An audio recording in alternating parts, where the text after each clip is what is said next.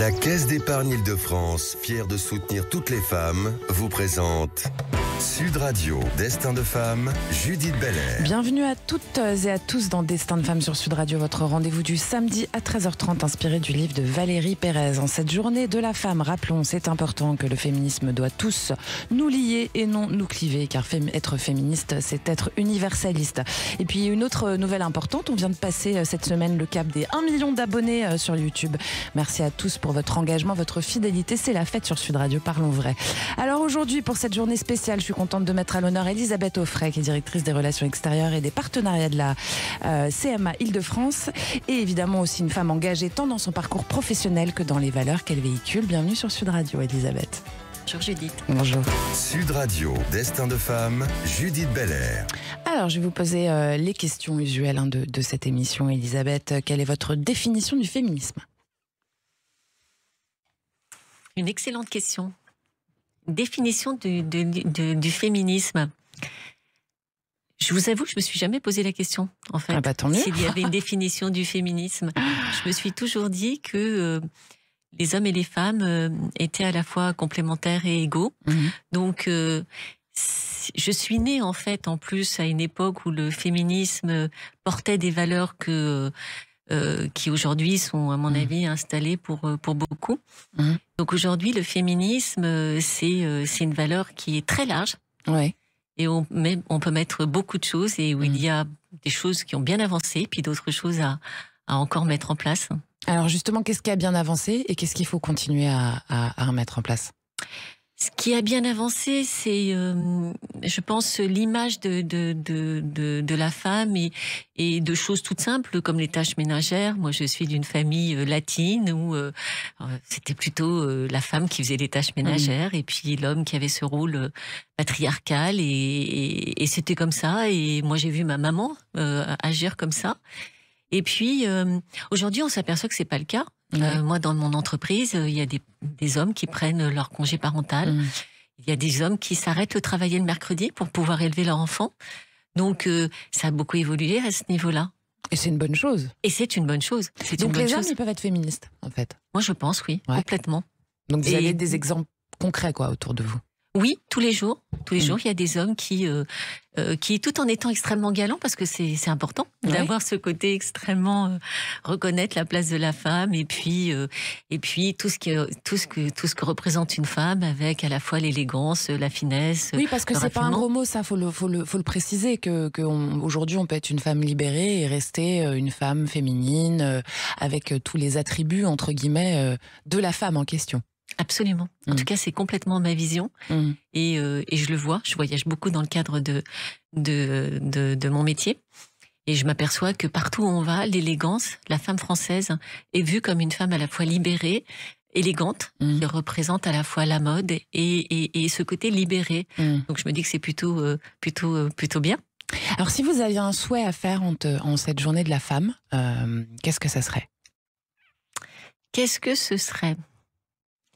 Eh bien, vous avez commencé en disant que le féminisme ne devait pas être clivant. C'est ça que j'aimerais.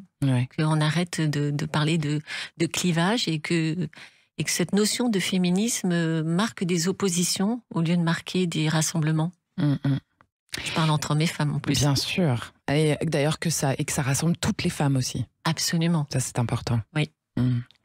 Alors on va parler vrai sur Sud Radio, c'est normal, on parle vrai sur cette radio. On parle de vous aujourd'hui. Simone de Beauvoir, elle nous disait on ne naît pas femme, on le devient. Est-ce que vous avez un moment particulier dans votre vie où tout d'un coup vous vous êtes dit ça y est, j'y suis ? Femme ? Ouais. Au fond, je crois que je me suis sentie toujours femme, extrêmement femme. Depuis toute petite ? Depuis toute petite. Et j'ai découvert mon côté masculin, enfin ce qu'on peut appeler un côté masculin, plus tard. Et voyez, là, je suis en train de dire, quelque part, en train de sous-entendre que ce côté où il faut s'imposer, où il faut diriger, on le voit plutôt du côté des hommes. Et en réalité, c'est faux. Ça change. Ça change, et puis surtout, au fond, c'est pas parce qu'on est une femme qu'on prend des décisions, qu'on est parfois peu autoritaire ou un peu qu'on perd son côté féminin. On peut être femme et autoritaire. Bah oui, d'ailleurs ça va bien. Souvent. Tout à fait. Je pense que oui quand même, oui. Les femmes incarnées en général, elles n'ont pas de problème avec ce qu'elles pensent, quoi, ou ce qu'elles ont à faire faire. Absolument. C'est ça que vous voulez dire. Oui, oui. Et en fait, moi souvent on me dit, j'avais un élu avec qui je travaillais qui me disait, Elisabeth, on s'est rendu compte que c'était un ordre, ce qu'elle disait une fois qu'on l'avait fait. Et donc je me dis que quelque part, en gardant le sourire, on peut s'imposer, on peut imposer des choses et être ferme. Et est-ce que ça marche pas mieux déjà, parfois aussi, hein? Quand on fait ça? Ouais. Parce que j'avais remarqué un truc, par exemple, chez les grands présidents d'entreprise, c'est que quand ils parlent très doucement. Vous avez remarqué ça aussi? Parce qu'en fait, ça force à tendre l'oreille, forcément. Donc quand ils commencent à parler, tout le monde se tait. Et est-ce que finalement, donner un ordre avec le sourire, ça fait le fait que ça fasse oublier que c'est un ordre, est-ce que ça fait pas que cet ordre fonctionne mieux? Je pense, c'est un peu comme le pouvoir du silence, en fait. C'est vrai. C'est absolument ça. Il faut à la fois... je pense qu'on a tous besoin à un moment donné d'avoir un cadre. Un cadre sans qu'il nous limite, mais de savoir où on va, d'avoir des directions, d'avoir des axes. Et c'est pas un gros mot. C'est-à-dire que quand vous avez un patron qui sait où il va, c'est quand même beaucoup plus rassurant. Ça peut être et exultant motivant aussi. Bah oui, ça peut être exultant. Ah ben complètement. C'est ce qui donne envie de se dépasser et c'est ce qui donne envie d'avoir de l'audace. Toujours de l'audace. Alors Elisabeth Auffray, j'ai du plaisir, d'autant plus de plaisir à vous recevoir et à vous donner la parole aujourd'hui que nous avons un partenaire commun qui est la Caisse d'épargne Île-de-France, grâce à qui cette émission continue de mettre à l'honneur les femmes tous les samedis, et qui s'est engagée en tant que mécène aux côtés de la CMA Île-de-France, alors notamment pour un projet en particulier qui est l'Excellence dont on va parler, mais d'une manière plus générale sur la valorisation des femmes aussi et différents niveaux. Expliquez-moi un petit peu. Absolument. C'est la valorisation des femmes dès la formation. La Chambre de métiers Île-de-France, c'est aujourd'hui 9 sites en Île-de-France. C'est plus de 6500 apprentis dans tous les secteurs. Et dans tous les secteurs de l'artisanat, il y a des femmes. C'est vraiment quelque chose qui s'impose tout naturellement et pour lequel la Chambre de métiers est très sensible. Ces jeunes qui sont formés, ce sont des futurs chefs d'entreprise. Et la chance que nous avons eue avec la Caisse d'épargne Île-de-France, c'est que dès le départ, dès que la formation est en route, c'est-à-dire dès que le jeune est en apprentissage pour apprendre un métier, la Caisse d'épargne intervient d'une façon... Vous avez dit mécène, c'est exactement le terme. C'est-à-dire que l'idée, c'est de leur parler d'argent, par exemple. Finance et pédagogie. C'est leur dire, vous savez, aujourd'hui, plus personne n'a d'argent liquide sur lui. C'est une carte bleue. Alors, c'est complètement éphémère. C'est dématérialisé. Et puis, en plus, nous, on n'a pas la matière dans la main, quoi. Absolument. On n'a pas la notion de l'argent. Et pour avoir assisté à ces séances d'information avec finance et pédagogie, on remet l'argent au cœur du sujet en leur disant... Parce que c'est pas un gros mot non plus. Parce que c'est pas un gros mot, mais absolument, complètement. Et surtout, c'est d'autant moins un gros mot quand on est un futur chef d'entreprise. Bien sûr. Si on veut gérer son entreprise, il faut avoir cet aspect à la fois comprendre ce qu'est l'argent, comment on le dépense, comment on le met de côté. Là, par exemple, on parle à des jeunes qui ne payent pas d'impôts. Bientôt, vous allez payer des impôts, il faut mettre de côté. Et ça, c'est une chance d'avoir cette intervention de la Caisse d'épargne. Et le lien avec les femmes, c'est de montrer que tous les apprentis peuvent créer leur entreprise, se former dans n'importe quel domaine et être accompagnés en ce sens-là, dans le sens où, quel que soit, enfin qu'on soit un homme ou une femme, on peut faire n'importe quel métier dans l'artisanat. Alors il y a un autre sujet que j'ai abordé assez rapidement, puis on reviendra dessus après parce qu'il nous reste assez peu de temps, mais on va quand même en parler 2 secondes. C'est ce projet l'Excellence, des lunettes électroniques qui permettent aux dyslexiques de lire, enfin aux gens qui sont victimes de dyslexie et aussi de dyspraxie, j'imagine. C'est une révolution, ça? C'est une révolution, et alors, absolument. Quel est le rapport entre la CMA, la Caisse d'épargne et Atoll, même si on ne cite pas d'habitude les marques, on peut le dire aujourd'hui. C'est le seul à le faire. Voilà, allez-y. Le point commun, c'est l'audace. C'est un moment de se dire, il y a un problème, on va trouver la solution ensemble. Aujourd'hui, beaucoup de jeunes sont confrontés à un véritable problème de lecture parce qu'ils sont dyslexiques. Et donc, l'idée, c'est, on a entendu parler de cette innovation Lexilens qui permet de lire avec une approche technique dans laquelle je rentrerai pas dans le détail, mais ça offre la possibilité à ce jeune de lire correctement. Lire correctement, ça veut dire accéder plus facilement aux études, ça veut dire aussi créer son entreprise. Et dans les témoignages, c'est incroyable ce que nous disent ces jeunes qui, aujourd'hui, ont fait les tests, vont les porter, accompagnés par leurs enseignants. L'audace, c'était de dire, ces lunettes ont un certain coût, elles coûtent 450 € pour tout vous dire. Et l'idée, c'est de se dire ce qui nous manquait. Quoi. Exactement. Et là, la Caisse d'épargne a joué un rôle essentiel. Il a joué ce rôle de se dire je soutiens ce type de projet. Et son soutien a permis aussi que la région Île-de-France nous accompagne également. Et on a participé à un appel à projet de la région Île-de-France qui, du coup, on est arrivé avec ce projet en disant on a un partenaire privé, on a les jeunes, on a les parents qui soutiennent, on a les enseignants qui sont formés en ce sens. Et voilà, on va permettre à ces jeunes d'aller plus loin dans leurs études. Bravo. Bravo. Vous restez avec nous sur Sud Radio. On est en compagnie de Elisabeth Auffray, qui est directrice des relations extérieures et des partenariats de la CMA Île-de-France. Restez là, on revient pour la seconde et dernière partie de cette émission. À tout de suite. La Caisse d'épargne Île-de-France, fière de soutenir toutes les femmes, vous présente Sud Radio, Destin de femme, Judith Belair. Destin de femme sur Sud Radio, c'est l'émission qui célèbre le féminisme autrement, en particulier en cette journée de la femme. Vous êtes aujourd'hui donc en compagnie de Elisabeth Auffray, qui est directrice des relations extérieures et des partenariats de la CMA Île-de-France. Alors, la CMA Île-de-France, avec encore la Caisse d'épargne, on va encore en dire quelques mots avec la Caisse d'épargne Île-de-France avant de passer à un autre sujet, se sont engagés, donc continuent à s'engager aussi pour l'apprentissage. Il y a notamment 28 apprentis qui sont montés sur le Belém pendant les Jeux Olympiques cet été. Tout ça poussé par la Caisse d'épargne. Alors expliquez-nous d'où vient cette idée, pourquoi, comment, etc. Mais là encore, je crois que c'était une volonté sur le Belém dont la Caisse d'épargne est mécène.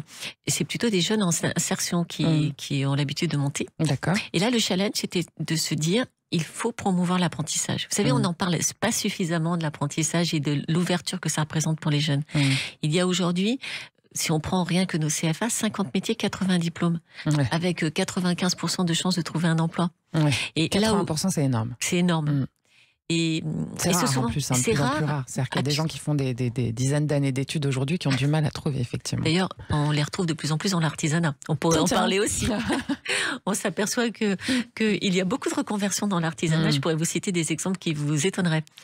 Et cette idée de Belém, elle est venue de la Caisse d'épargne Île-de-France en se disant, mais quelle meilleure valorisation de l'apprentissage que de les faire monter sur le Belém, d'être confrontés. Et pour les faire voir et pour leur montrer aussi ce que ça fait, quoi. Absolument. C'est exactement ça. C'était de leur montrer comment on vit sur un bateau exigu, avec des toutes petites couchettes, et ils doivent participer tous les jours à la vie du bateau. Et ça a été une expérience formidable. Et ce que je ne vous ai pas dit, c'est que les 28, eh bien, en fait, avec le capitaine, on a repéré ceux qui étaient vraiment passionnés par l'expérience qu'ils avaient vécue. Et ils ont postulé pour pouvoir être éclaireurs. Et il y en a un qui s'appelle Hugo Guirbal, qui aujourd'hui fait partie de la Caisse d'épargne, parce que la Caisse d'épargne l'a recruté, le hasard fait bien les choses. Et il a été un des 13 éclaireurs qui ont ramené la flamme. La flamme, c'est un joli lapsus. non, je ne veux surtout pas donner cette image. Au secours, on efface, on commence la flamme. Et sans avoir la flemme, il est revenu, donc il fait partie des éclaireurs qui ont ramené la flamme olympique. Il vient d'un CFA, un centre de formation, et on est très très fiers de lui. C'est le genre de belles histoires qu'on aime. Alors, je voudrais aussi qu'on fasse un point donc, sur l'apprentissage de nos jeunes femmes. Vous dites qu'elles sont présentes pratiquement dans toutes les filières en question que vous proposez à la CMA. C'est quoi les secteurs où elles sont le plus là et c'est lesquels qui sont en souffrance ? Je pense, même si j'ai pas d'études précises sous les yeux, spontanément, je dirais que là où elles reviennent en force, c'est dans la cuisine. Vous savez, la cuisine, c'est quand même beaucoup un métier d'homme. Vous voyez, comme quoi, hein. On revient au début. Et dans les grands chefs, on a de plus en plus de femmes. Qui sont très inspirées par la cuisine de leur grand-mère, on peut le dire, ou pas? Absolument, absolument, quand on a eu la chance d'avoir une grand-mère. Absolument. Et puis vous voyez, aujourd'hui, ces métiers-là sont à la mode. Bien sûr. Moi je dis, avec des métiers comme ça, on va partout dans le monde. Et ça, c'est quelque chose d'extraordinaire qu'on ne dit pas assez. C'est d'ailleurs ce qui fait que je suis chargée des relations extérieures et de l'international pour justement montrer à quel point l'apprentissage vous ouvre des portes. L'apprentissage et l'artisanat. Parce qu'il y en a partout dans le monde et que c'est l'émancipation. On revient aux femmes. Dans beaucoup de pays, c'est par l'artisanat que l'émancipation des femmes se fait. Qu'elles arrivent à monter leur micro-entreprise, etc. Absolument. etc. Absolument. C'est exactement ça. Donc, dans les métiers où elles sont peut-être moins représentées, c'est les métiers du bâtiment. Ouais. Bon, ça peut s'expliquer. Mais j'ai quand même de très belles... Ça peut s'expliquer, mais j'ai envie de dire que si c'est un métier de force, de beaucoup de force, on peut comprendre, mais qu'à la limite, sinon, si c'est un métier de précision, tous les métiers du bâtiment sont faisables aussi par des femmes. Absolument, parce que ce qu'on ne dit pas assez, c'est que les métiers se sont adaptés aussi. En plus, si vous prenez le métier de boucher, par exemple, aujourd'hui, il y a toute une organisation qui s'est faite avec du matériel qui permet qu'il y ait le minimum de poids qui soit porté. C'est fait aussi bien pour les hommes, et du coup ça permet l'accès aux femmes.